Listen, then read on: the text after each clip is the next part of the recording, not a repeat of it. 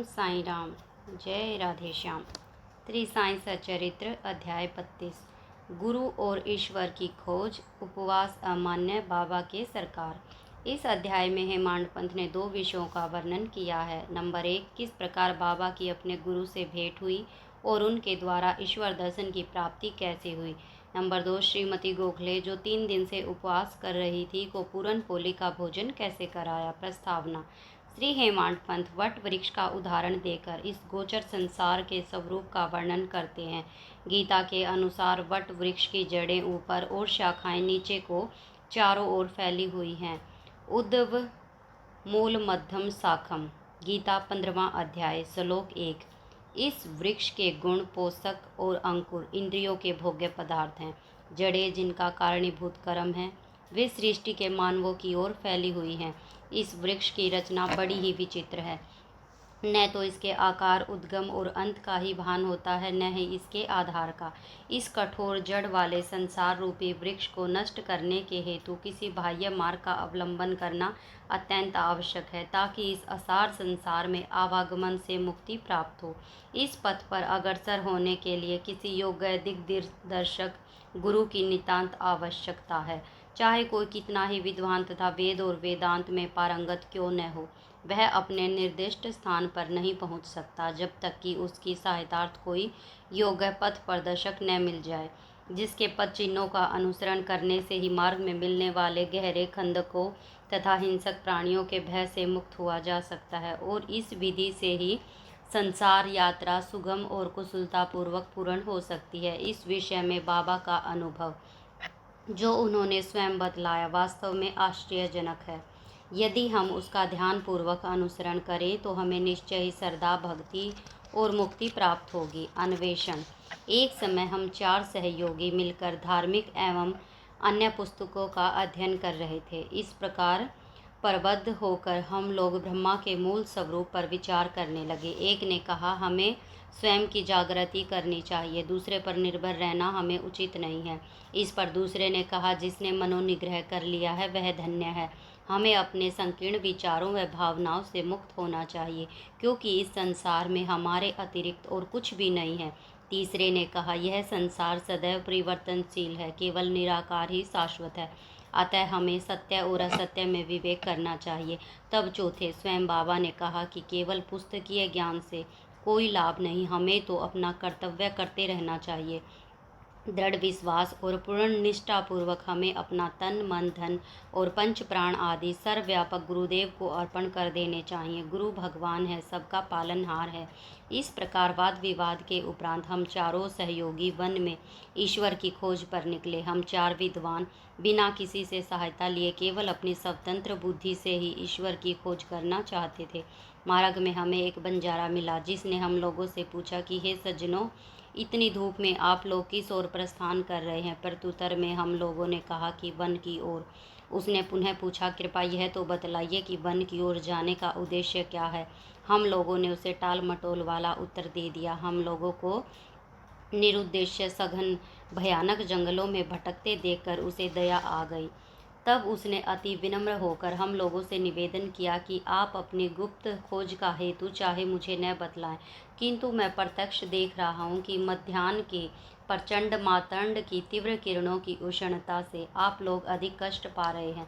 कृपया यहाँ पर कुछ क्षण विश्राम कर जलपान कर लीजिए। आप लोगों को सहृद तथा नम्र होना चाहिए। बिना पथ प्रदर्शक के इस अपरिचित भयानक वन में भटकते फिरने से कोई लाभ नहीं। यदि आप लोगों की तीव्र इच्छा ऐसी है तो कृपया किसी योग्य पथ प्रदर्शक को साथ ले लें। उसकी विनम्र प्रार्थना पर ध्यान न देकर हम लोग आगे बढ़े। हम लोगों ने विचार किया कि हम स्वयं ही अपना लक्ष्य प्राप्त करने में समर्थ हैं। तब फिर हमें किसी के सहारे की आवश्यकता नहीं है। जंगल बहुत विशाल और पथहीन था। वृक्ष इतने ऊंचे और घने थे कि सूर्य की किरणों का भी वहां पहुंच सकना कठिन था। परिणाम यह हुआ कि हम मार्ग भूल गए और बहुत समय तक यहाँ वहाँ भटकते रहे। भाग्यवश हम लोग उसी स्थान पर पुनः जा पहुँचे जहाँ से पहले प्रस्थान किया था। तब फिर वही बंजारा हमें पुनः मिला और कहने लगा कि अपने चातुर्य पर विश्वास कर आप लोगों को पथ की विस्मृति हो गई है। प्रत्येक कार्य में, चाहे वह बड़ा हो या छोटा, मार्गदर्शक आवश्यक है। ईश्वर प्रेरणा के अभाव में सत्पुरुषों से भेंट होना संभव नहीं। भूखे रहकर कोई कार्य पूर्ण नहीं हो सकता। इसलिए यदि कोई आग्रह पूर्वक भोजन के लिए आमंत्रित करे तो उसे अस्वीकार न करो। भोजन तो भगवान का प्रसाद है, उसे ठुकराना उचित नहीं। यदि कोई भोजन के लिए आग्रह करे तो उसे अपनी सफलता का प्रतीक जानो। इतना कहकर उसने भोजन करने का पुनः अनुरोध किया। फिर भी हम लोगों ने उसके अनुरोध की उपेक्षा कर भोजन करना अस्वीकार कर दिया। उसके सरल और गूढ़ उपदेशों की ओर ध्यान दिए बिना मेरे 3 साथियों ने आगे प्रस्थान कर दिया। अब पाठक ही अनुमान करें कि वे लोग कितने अहंकारी थे। मैं सुधा और तृषा से अत्यंत व्याकुल था ही बंजारे के अपूर्व प्रेम ने मुझे आकर्षित कर लिया। यद्यपि हम लोग अपने को अत्यंत विद्वान समझते थे, परंतु दया एवं कृपा किसे कहते हैं उससे सर्वदा अनभिज्ञ ही थे। बंजारा था तो एक शूद्र, अनपढ़ और गंवार, परंतु उसके हृदय में महान दया थी, जिसने बार बार भोजन के लिए आग्रह किया। जो दूसरों पर निस्वार्थ प्रेम करते हैं, सचमुच में वे ही महान हैं। मैंने सोचा कि इसका आग्रह स्वीकार कर लेना ज्ञान प्राप्ति के हेतु शुभ आह्वान है, और मैंने इसी कारण उसके दिए हुए रूखे सूखे भोजन को आदर व प्रेम पूर्वक स्वीकार कर लिया। क्षुधा निवारण होते ही मैं क्या देखता हूँ कि गुरुदेव तुरंत ही मेरे समक्ष प्रकट हो गए और प्रसन्न करने लगे। ये सब क्या हो रहा था? घटित घटना मैंने तुरंत ही उन्हें सुना दी। उन्होंने आश्वासन दिया कि मैं तुम्हारे हृदय की समस्त इच्छाएं पूर्ण कर दूंगा, परंतु जिसका विश्वास मुझ पर होगा, सफलता केवल उसी को प्राप्त होगी। मेरे तीनों सहयोगी तो उनके वचनों पर अविश्वास कर वहां से चले गए। तब मैंने उन्हें आदर सहित प्रणाम किया और उनकी आज्ञा मानना स्वीकार कर लिया।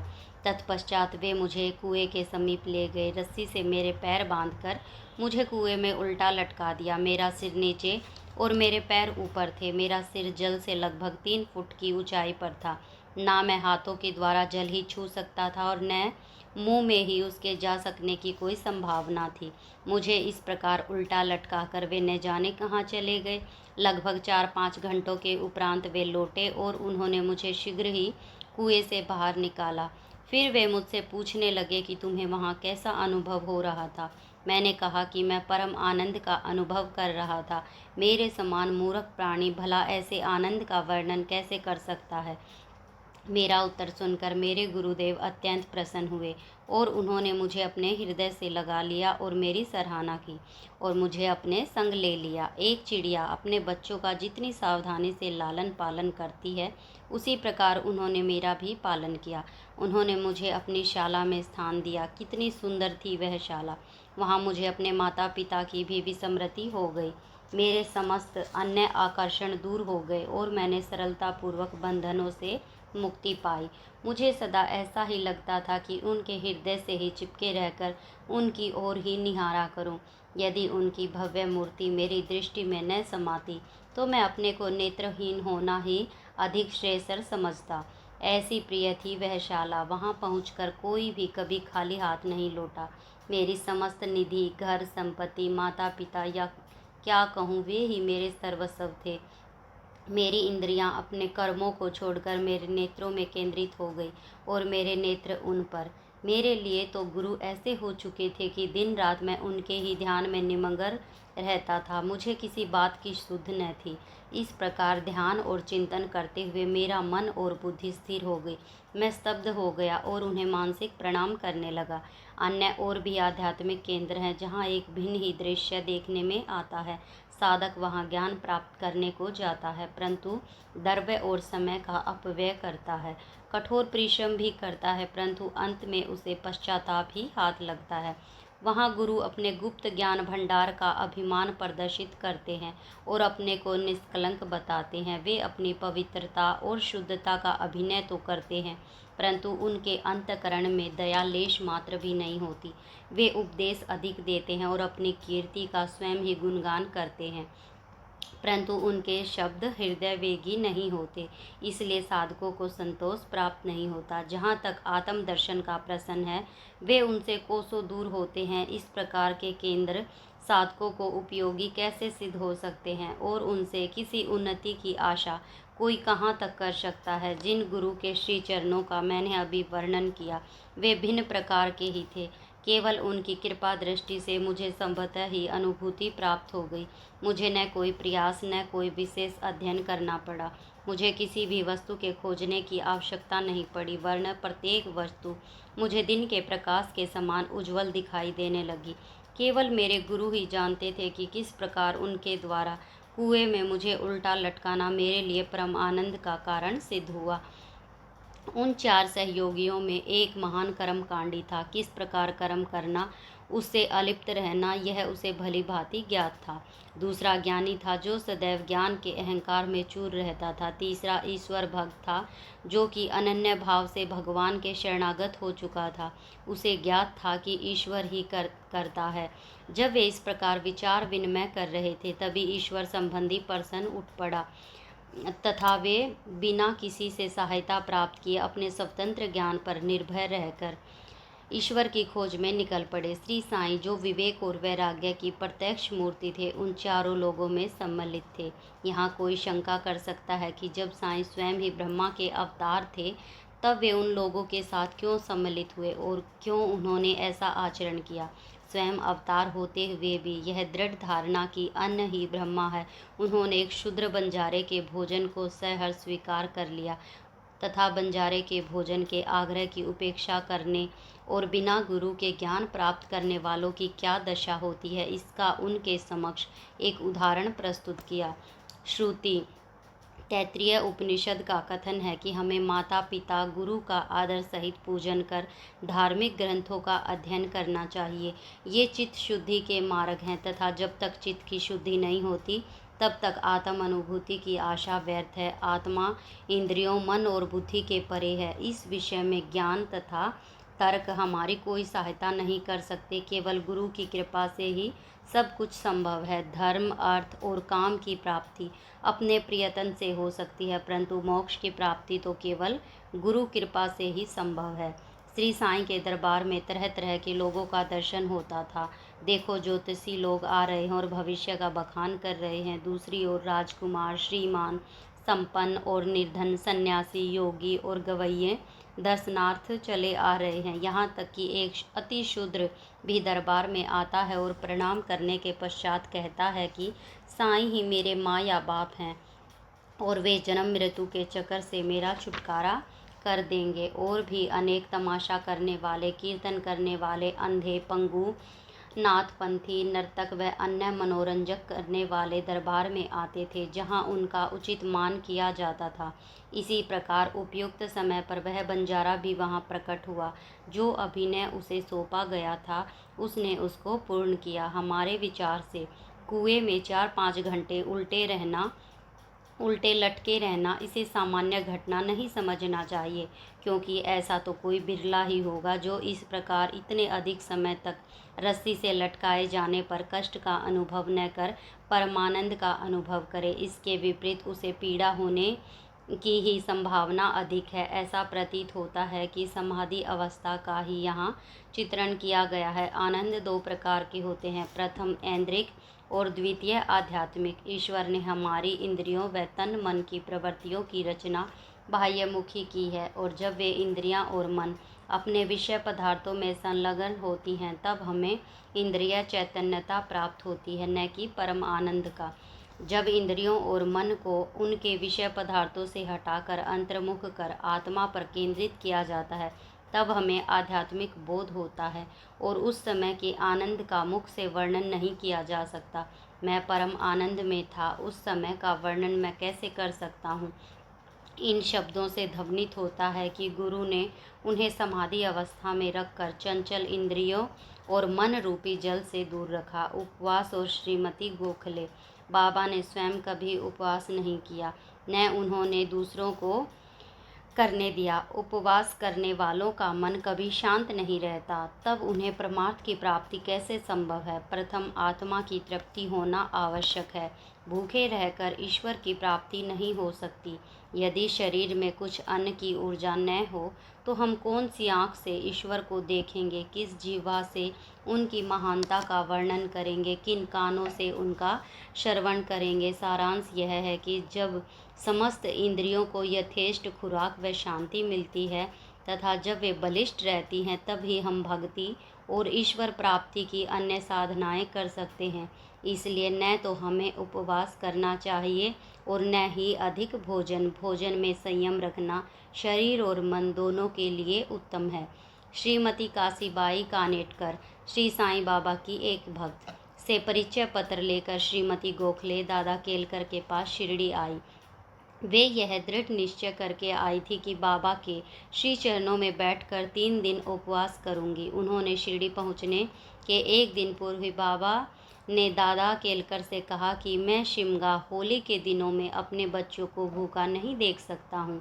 यदि उन्हें भूखा रहना पड़े तो मेरे यहाँ होने का लाभ ही क्या है। दूसरे दिन जब वह महिला दादा केलकर के साथ मस्जिद में जाकर बाबा के चरण कमलों के समीप बैठी तो तुरंत बाबा ने कहा, उपवास करने की आवश्यकता ही क्या है। दादा भट्ट के घर जाकर पूरन पोली तैयार करो, अपने बच्चों को खिलाओ और स्वयं खाओ। वे होली के दिन थे। इस समय श्रीमती केलकर मासिक धर्म से थी।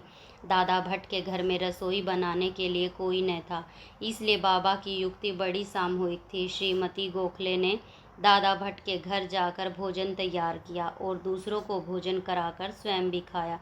कितनी सुंदर कथा है और कितनी सुंदर उसकी शिक्षा।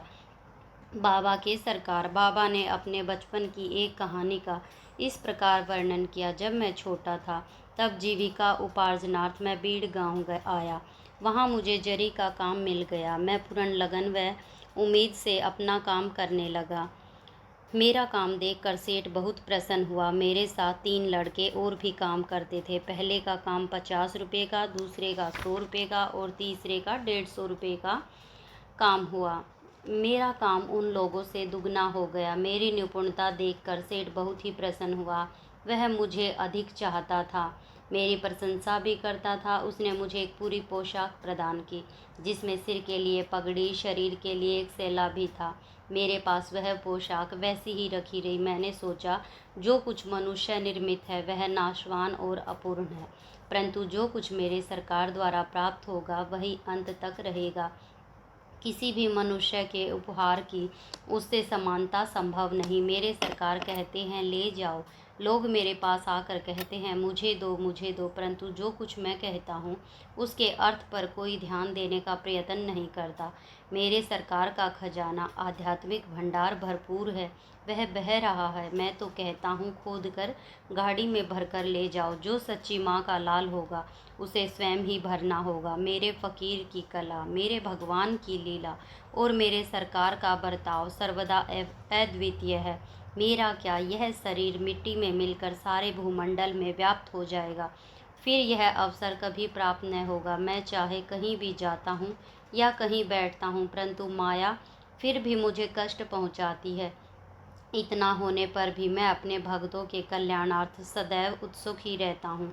जो कुछ भी कोई करता है, एक दिन उसका फल उसको अवश्य प्राप्त होगा, और जो मेरे इन वचनों को याद रखेगा उसे मौलिक आनंद की प्राप्ति होगी। श्री सद्गुरु साईनाथ अर्पणमस्तु। शुभम भवतु। ओम साई राम। जय राधे श्याम।